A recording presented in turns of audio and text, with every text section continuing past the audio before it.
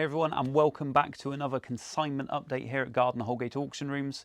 Next sale taking place 2nd to the 5th of December 2025, final auction of the year.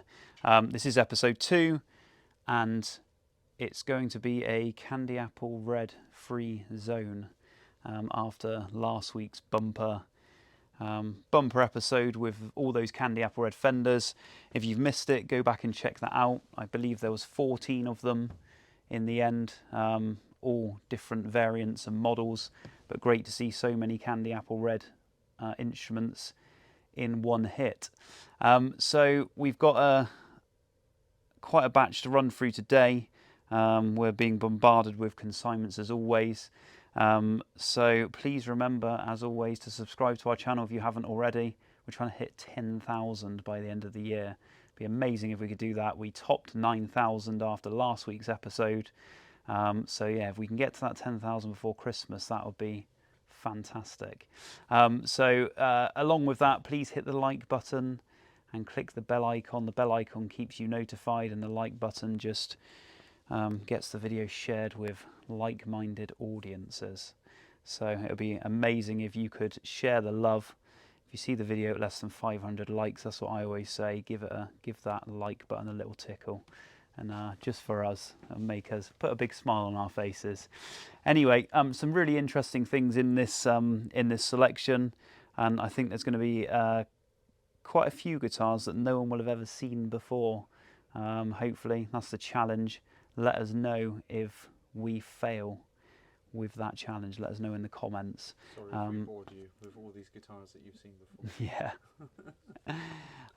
But yeah, I hope you enjoy this video. Tell us what you do like, what you don't like in the comments, any suggestions, and let's take a look and see what we've coming up on the 2nd of December. First up, we have some Lefties.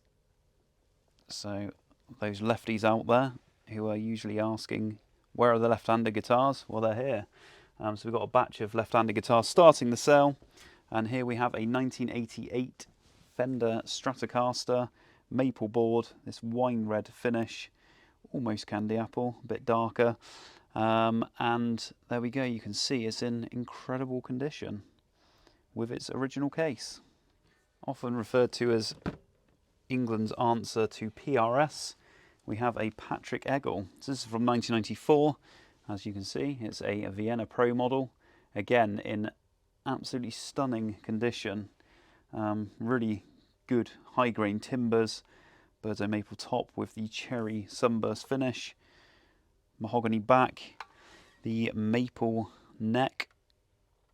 And yeah, you can see how good it is. I think we've even got the original order sheets from when this was ordered from Patrick Eggle. There we go. Incredible. And if your budget's less, or you simply are just after something like a 335, we have this Epiphone Dot in the cherry finish. Again, left-handed and in fine condition, as the other two are. Comes with a Hiscox case. And in here we have a 1995 Taylor 812.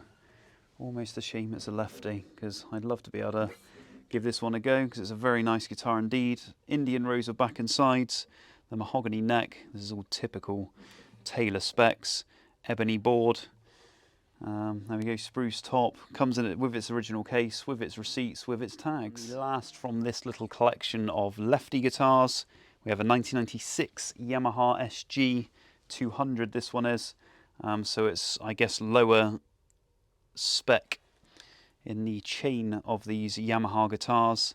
It is a Taiwanese made instrument, being from the 90s, but still a great instrument nonetheless, and for a few £100 it could be yours. So in here, moving on to some right-handed guitars, we have a 1998 Gibson The Paul, one of the workhorse models, I guess, very stripped down, dot position markers, no binding, and we have this very thin body, which Chris informs me is as thick as any Gibson Les Paul should be. I think he's I think he's onto something, but if you strongly disagree with him, I'll put his address in the comments, and you can go and tell him. So there we go, a Gibson The Paul. So in here we have a guitar with air in. There we go, and it's a very, very good example.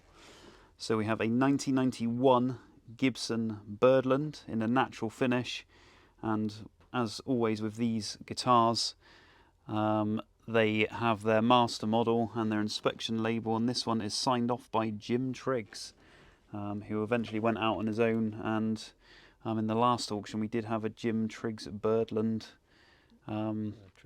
tribute, which was a equally stunning guitar. But there we go, as you can see, it's in very fine condition. It's actually the second time we've sold this guitar. We sold it to the current seller, I think, possibly 8 or 9 years ago now.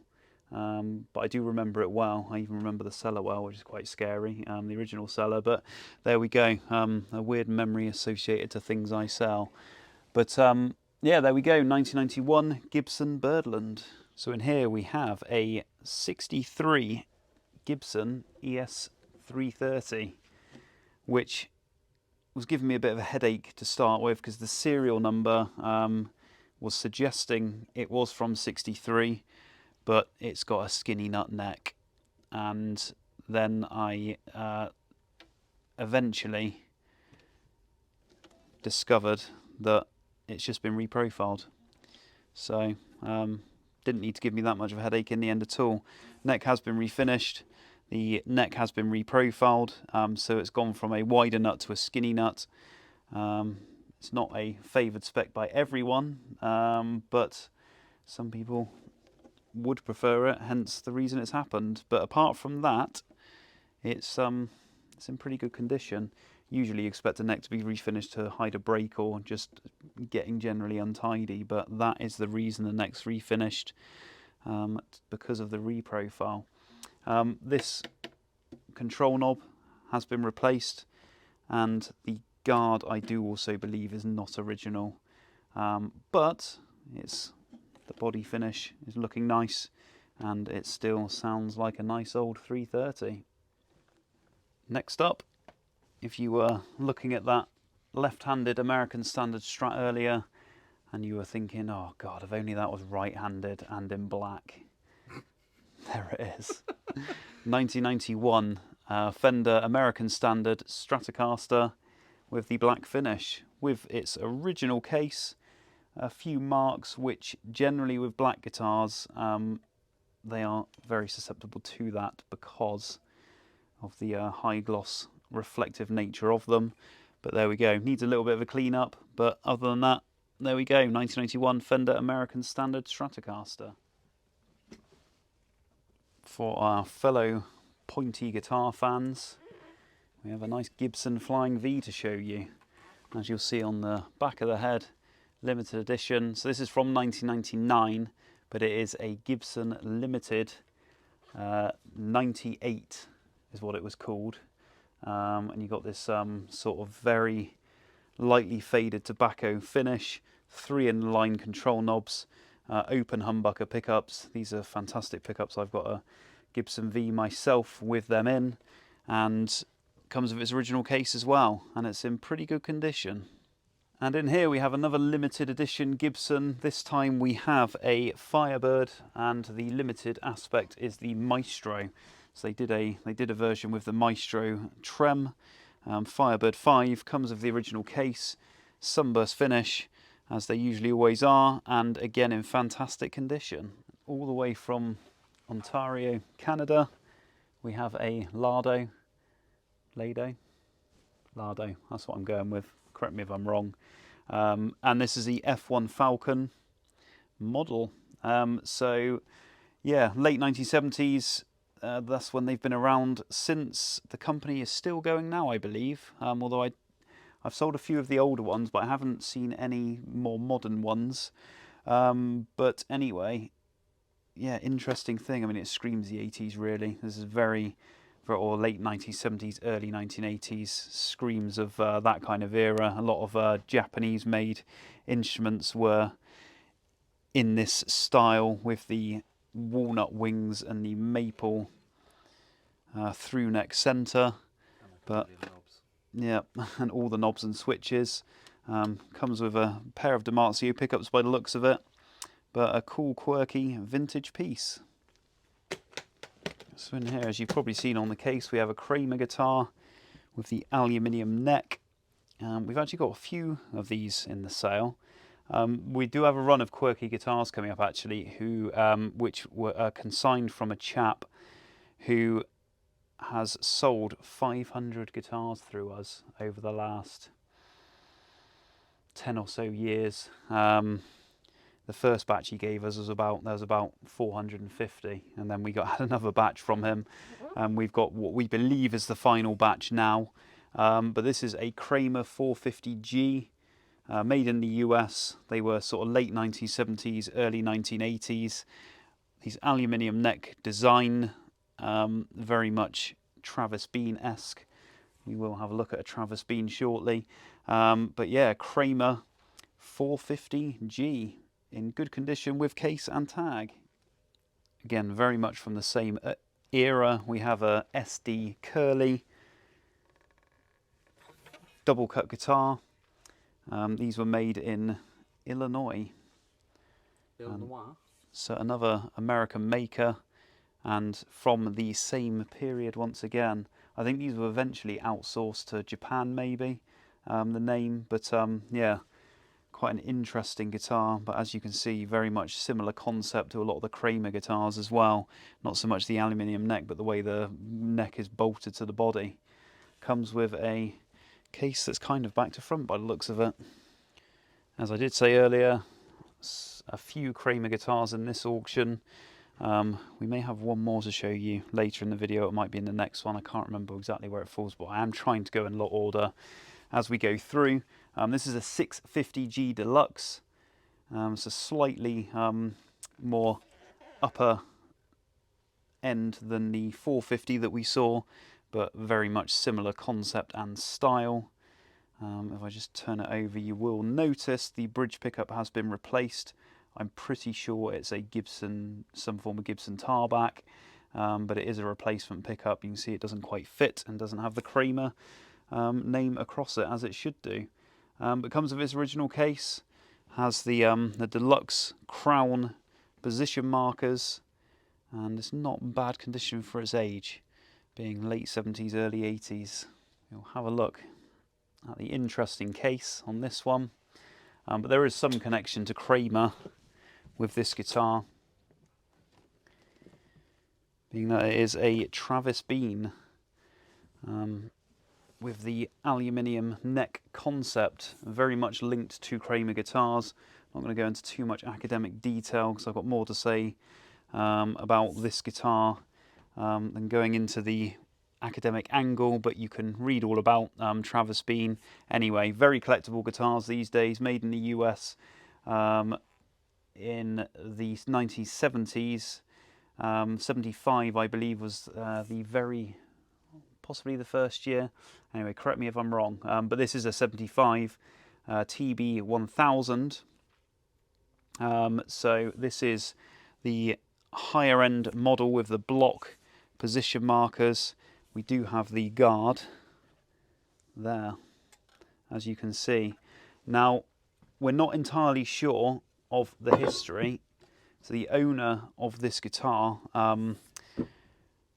we basically, the provenance is lost because of where the guitar has come from, unfortunately. I've known about this guitar for a long time. I saw it about 15 years ago in the same person's collection. Now, Status Quo were known for using Travis Bean guitars. In the Mark Knopfler sale that was at Christie's, a Travis Bean guitar appeared that was previously owned by Francis Rossi. Mark Knopfler had bought it through a chap called Phil Harris, who some of you may have heard of. And it was confirmed that that was Francis Rossi's that he used. I've tried doing a bit of research on this one, and we believe that Francis Rossi did only have one, or certainly only had one from his memory. but I guess there is a chance that Rick Parfitt may have had one, or even another member of Status Quo. So we're not really too sure. The stencil certainly looks right, because we have sold Status Quo stuff before. It's certainly an old stencil from the period that Status Quo were using these guitars. So very, very speculative. Although we haven't got any, hard provenance there, it is an interesting thing. The control knobs are replacements. The guard has come loose, but other than that, it's in original condition. So there we go, 1975 Travis Bean TB1000.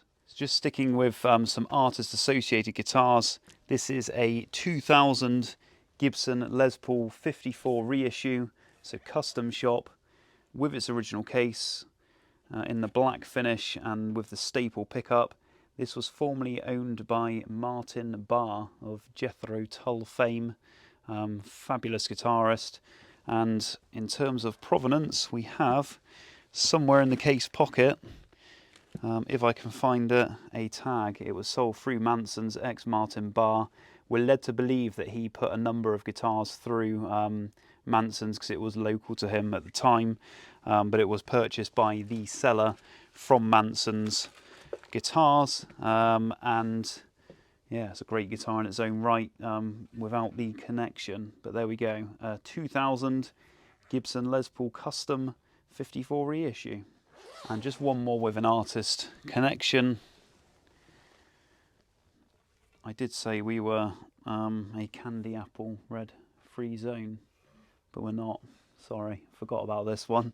Wilko Johnson autographed Fender Telecaster. The Telecaster is from 2011, which is the 60th year. But yeah, that one was hand signed by Wilko Johnson to the front. Comes with a soft case.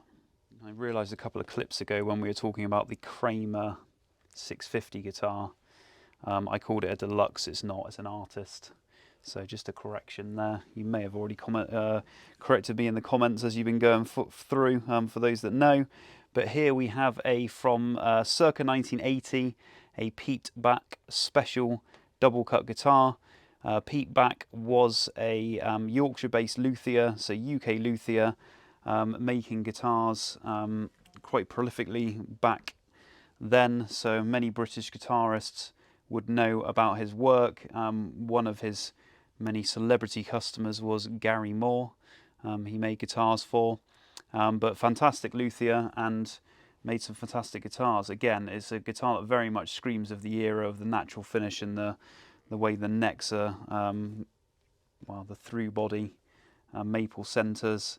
Comes with Damasio pickups, very typical of the era, and comes with a fitted case. And we have another Pete Back guitar. So this one's got the multi-sectioned body, which is quite smart really, but a very similar concept, double cut. And I don't know if many remember the Mighty Mite guitar we had in the last sale. Peter Cook made guitar in the last auction. Just a slight link there with the fact that Pete Back was another one of the makers that was putting together guitars from the Mighty Mite parts. So you could order a Mighty Mite guitar through the catalogues or however, and he is another maker that you may have had a guitar made from. So yeah, very high regarded. It was one of 3 luthiers that were making those Mighty Mite guitars. Off the top of my head, I cannot remember who the other one was, but yeah, Peter Cook, Pete Back, and another who slips my memory. Many a British made guitar in this sale. So here's another interesting one. This is Actone, and I can't remember, what was the guy's name? Tony Tomlinson? Tony Tomlinson, that's it. Also went under the name of British Custom Guitars, and he basically made guitars and instruments inspired by certain things. A lot of musical, films and bands and things like that. This is The Wall. I know he did this huge. We actually sold it, a huge metal framed Pink Floyd inspired guitar. so maybe this is also inspired by Pink Floyd as well. But quirky thing, and yeah, that one's coming up in December. So we've got a couple of extremely rare British-made guitars, although the maker was actually French. But I'm not sure if any of you have heard of Boogaloo guitars, but luthier called Frank Lemaux. There are some collectors for these instruments, made lots of wacky designs, but the quality just outstanding, really. So you can see very, very fine timbers.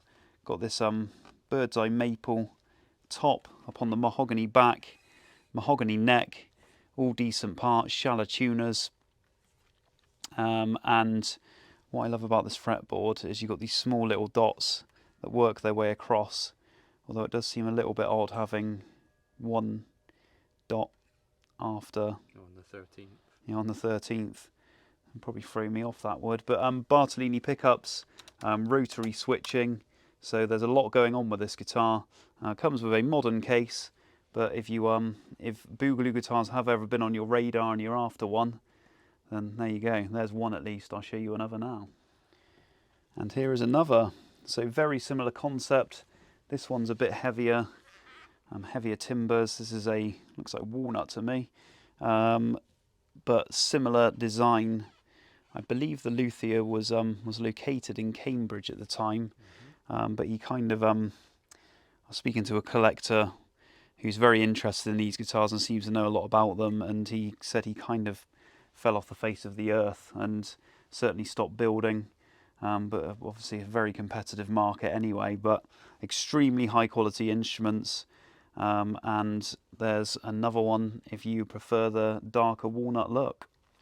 And in here we have another Canadian made guitar, incredible quality thing again, again from a maker that I'm sure a lot of you will not have heard of, Imre de Jonge. There we go, based in Toronto, 1980, and it's his G1 model.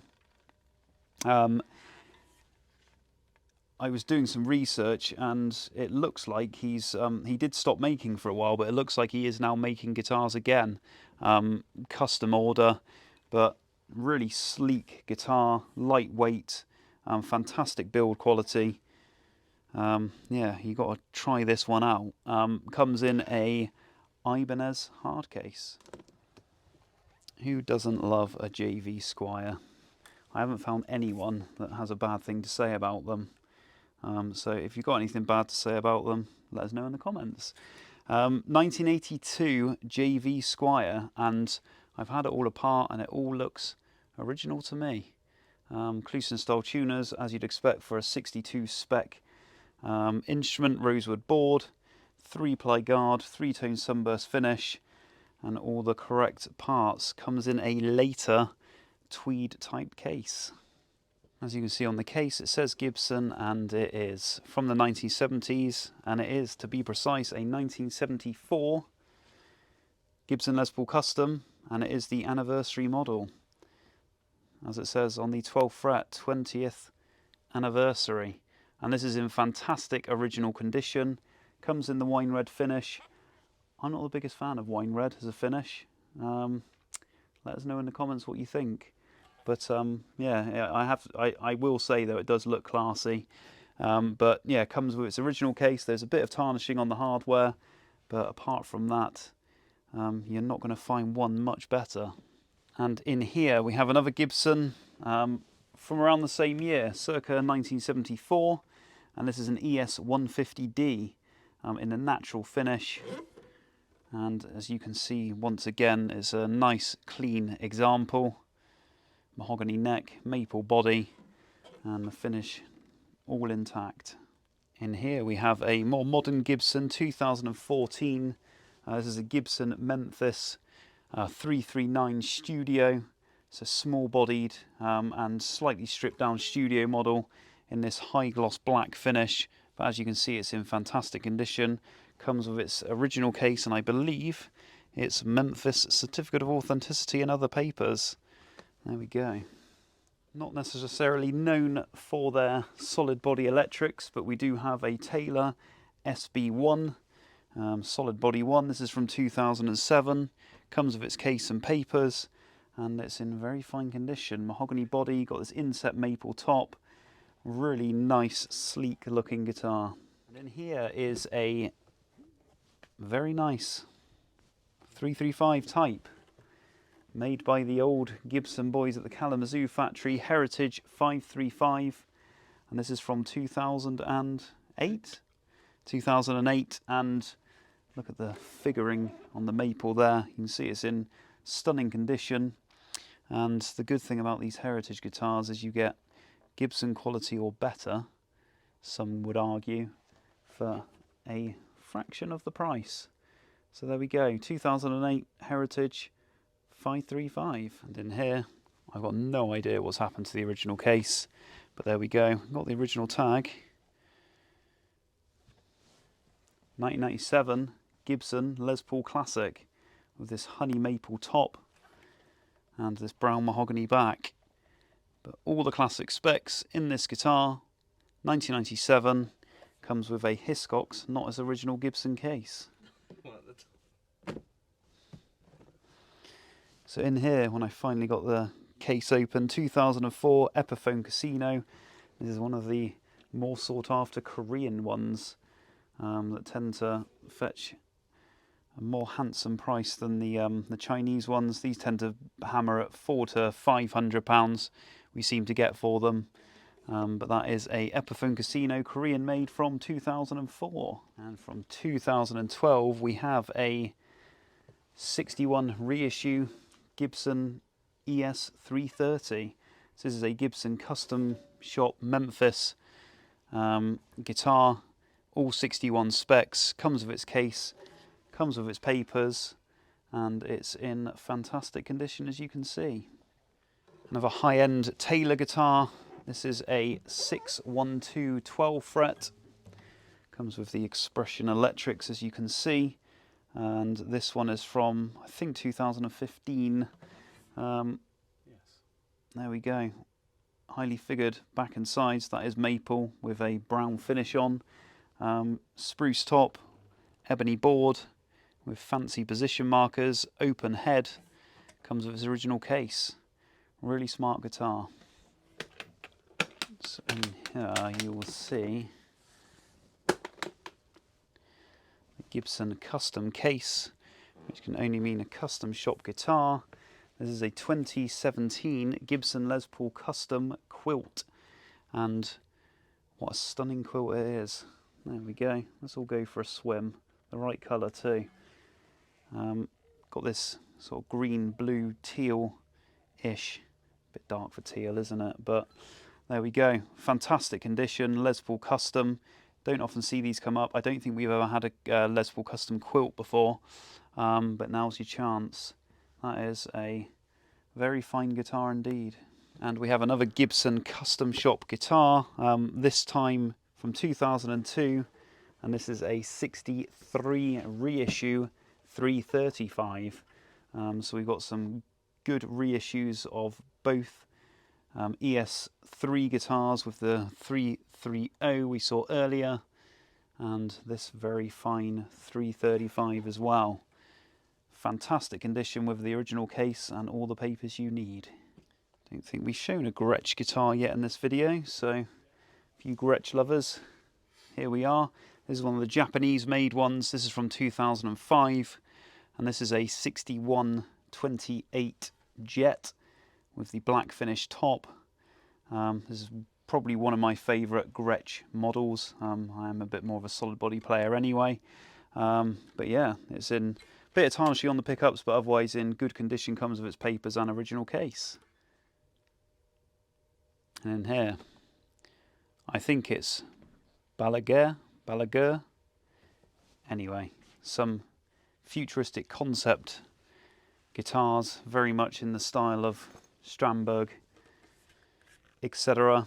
This is the Anomaly model with this very deep purple finish, drop finish, But incredible quality, really. This is a Korean-made guitar, I think from around 2020, and does it need to be plugged in? that's disappointing. Should we go plug it? Bear me 1 second.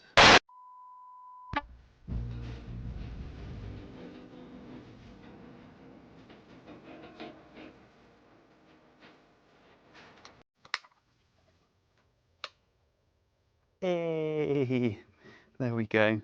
Needs to be plugged in to make the lights work, but there we go. Your perfect stage prop. Show everyone how fast your fingers are really going. So yeah, interesting guitar, interesting shape, and that one's coming up in December. And here we have a 2018 Epiphone, and this is the Zephyr model, but it's the limited edition John Lee Hooker. The guitar that John Lee Hooker was well known for using, the Epiphone Zephyr, and here it is, the limited edition model as a tribute. Comes with its original case and it's in fantastic condition. So there we go, ladies and gents. Let us know, did we fulfill the challenge of showing you something that you haven't seen before? Let us know in the comments. Please remember to subscribe, like I said earlier, right at the start of the video. 10,000 subscribers would be great by the end of the year. We did recently just go over 9,000, so it might be a bit of a stretch to get there, but we're going to give it a good old go. So hit the subscribe button, the like button, the bell icon. It all helps with us to get there, really. Auctions 2nd to 5th of December, 4-day sale with the usual offerings that you'll probably all be used to by now. If you are joining us for the first time, then go and have a look at the catalogues. GuitarAuctions.com is the preview website. By the time this video goes up, there might not be anything on the website for this next sale, but please keep checking back, because we do put things up there as and when they are processed. And I think that's all I can say, really. Obviously the usual social media channels, Instagram, Facebook, you can follow us there. But thanks for joining us this week, and we will see you again next week.